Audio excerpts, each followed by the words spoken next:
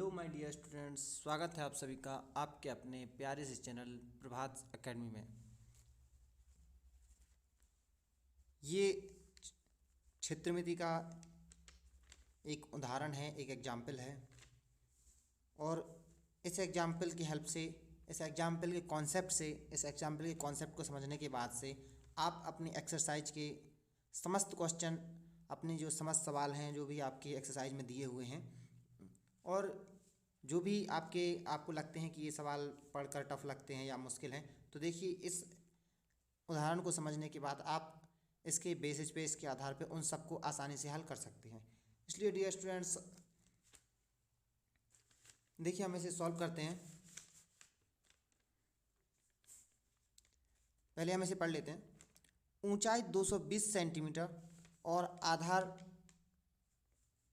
जो आधार है वो क्या है, व्यास है।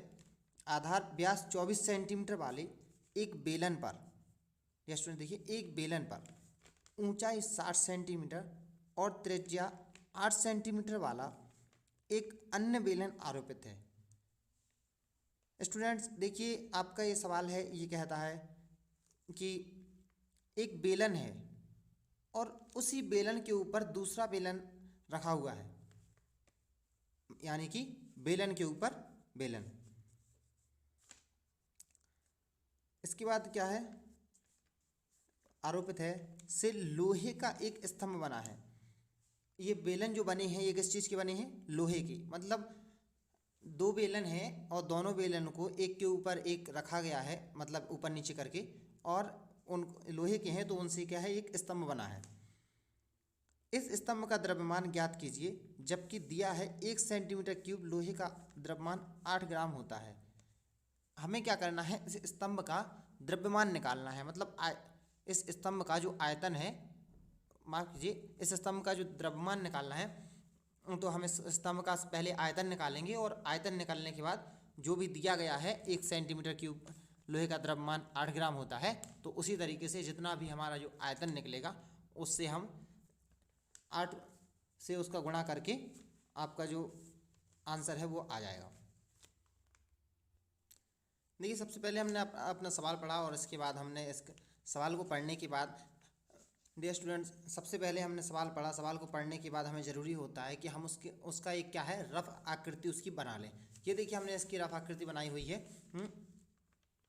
ये कुछ इस तरीके से दिखेगा। इट मीन्स ये जो अब बना होगा तो कुछ इस तरीके से बना होगा। नीचे वाला एक स्तंभ है जो भी बेलनाकार है, उसके ऊपर दूसरा स्तंभ है वो भी बेलनाकार है, और ये दोनों बेलन एक दूसरे के ऊपर आरोपित हैं। इसकी जो ऊंचाई है नीचे वाले बेलन की वो कितनी है, 220 सेंटीमीटर है, और इसका जो आधार है, इसका जो आधार मतलब व्यास है वो कितना है, 24 सेंटीमीटर। इसके ऊपर एक दूसरा बेलन रखा हुआ है, और उसकी जो त्रिज्या है वो 8 सेंटीमीटर है, और उसकी जो ऊंचाई है वो कितनी है, 60 सेंटीमीटर है। देखिए स्टूडेंट्स, हम इसको हल करना शुरू करते हैं। तो इसमें क्या दिया गया है, ये एक लोहे का स्तंभ है, और ये क्या है, दो बेलन हैं उनके योग से बना है। तो इसमें देखिए, हम नीचे वाला जो बेलन है उसकी जो ऊंचाई है उसको h1 मान लेते हैं, और जो ऊपर वाला जो बेलन है उसकी ऊंचाई को h2 मान लेते हैं, और नीचे वाले जो बेलन है उस त्रिज्या को r1 मान लेते हैं, और ऊपर वाला जो बेलन है उसकी त्रिज्या को r2 मान लेते हैं। ओके, इसके बाद देखिए, आप सीधा यहाँ से लिख सकते हैं, एक लोहे का स्तंभ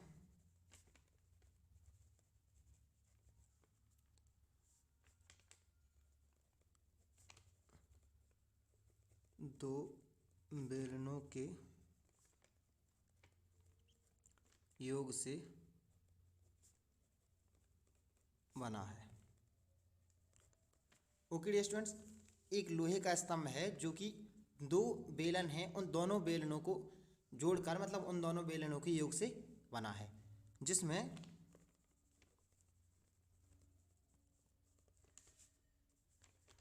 h1 क्या है आपका, 220 सेंटीमीटर, r1 क्या है आपका, 24 आपका डायमीटर है, मतलब व्यास है। इसको हम 2 से भाग दे देते हैं तो आपको 12 मिल जाएगा और ये 12 सेंटीमीटर क्या होगा आपका R1 यानी त्रिज्या होगी आपकी नीचे वाले बेलन की। इसके बाद H2 क्या है आपका 60 सेंटीमीटर और R2 क्या है आपका 8 सेंटीमीटर। ओके डियर स्टूडेंट्स, इसके बाद देखिए बेलन का जो आयतन है वो क्या होता है, बेलन का आयतन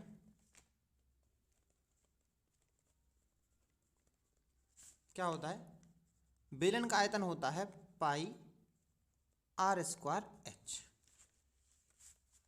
डियर स्टूडेंट्स, बेलन का आयतन होता है पाई R स्क्वायर H। यहाँ पर ये जो स्तंभ है इसका आयतन क्या होगा, देखिए इसमें एक बेलन और दो बेलन है तो इसमें हम दोनों बेलनों का आयतन जोड़ देंगे। ओके डियर स्टूडेंट्स, तो यहाँ पर क्या लिखेंगे हम, स्तंभ का आयतन, अतः स्तंभ का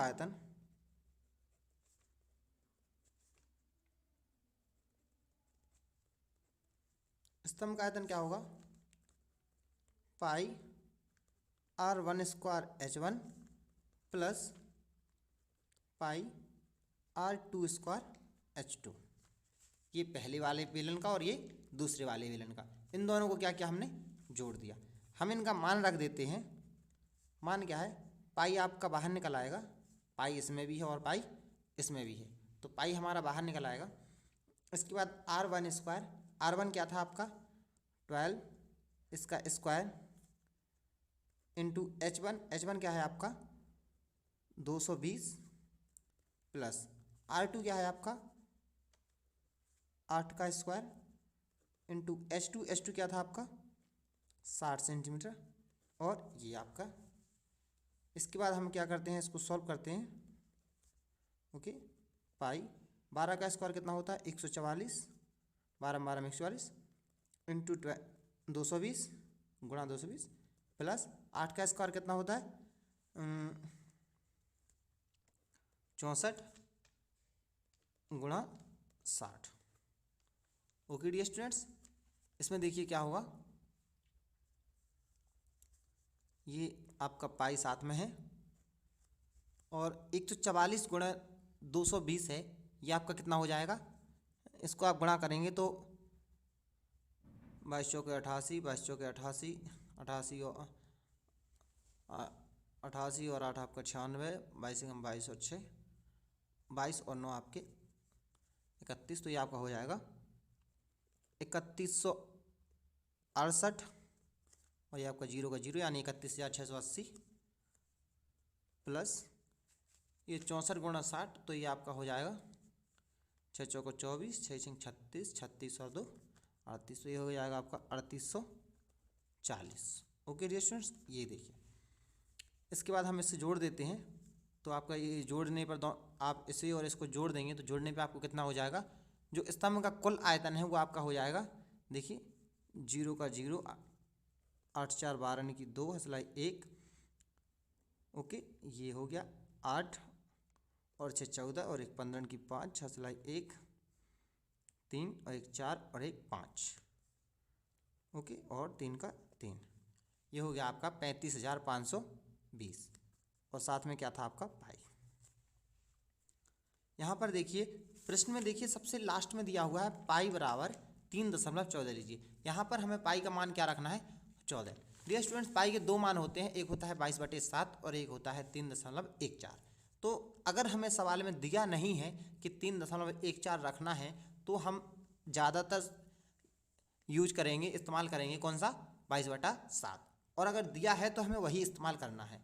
ये देखिए इसमें पाई बराबर क्या दिया है 3.14, तो यहाँ पर हम रख देंगे 35,520 गुणा 3.14। इसको जब हम हल करेंगे तो हमें मिलेगा 1,1,1,532.8 सेंटीमीटर क्यूब।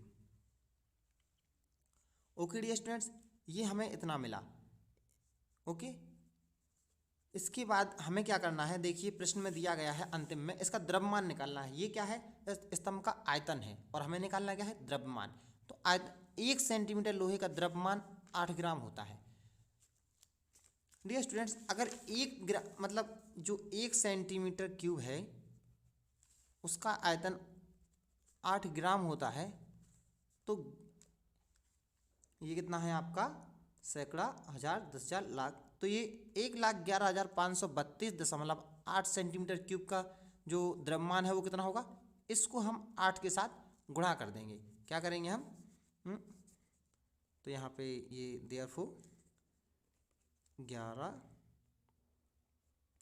1,15,000 1,11,532.8 गुणा 8। इसको जब हम 8 के साथ गुणा कर देंगे,